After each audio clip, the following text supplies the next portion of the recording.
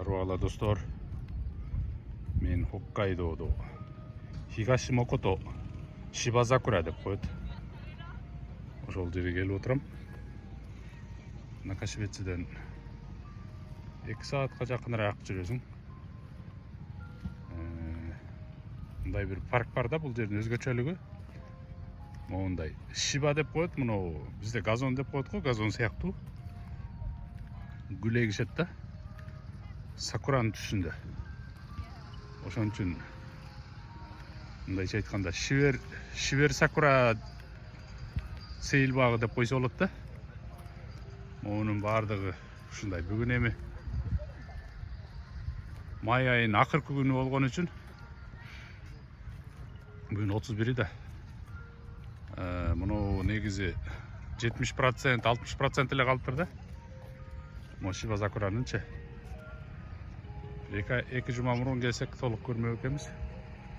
Азыр деле түзүк эле. Ушундай жер бар да.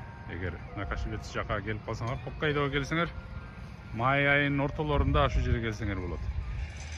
Бир өзүнчө бир өзгөчөлүгү бар бул жердин ушундай.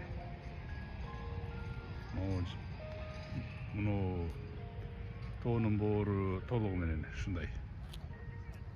Шиба сакура.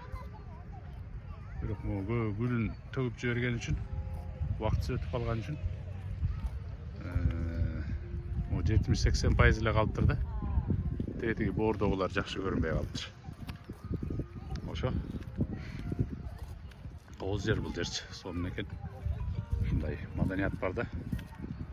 Жапанда сакура деген түшүнүк бар эмеспи? Ушу сакуранын шибер сакура деп ушул газон сакурасын айтат да. Мына газондон да сакура жасаса болот. Бизде деле анча-мынча парктарда ушундай кылса болот деп ойлойм. Бишкекке, Жалал Абадка, Сузакта, Карабулжада делечи. Мына мондай идея. Айрым мэрлерге деле жазда ушундай саякат уюштурсаңар болот, мэриядан атайын. Ушуну планга киргизипчи. Саякат бул жөн эле оюн эмес, негизи идея издөө да. Ушундай.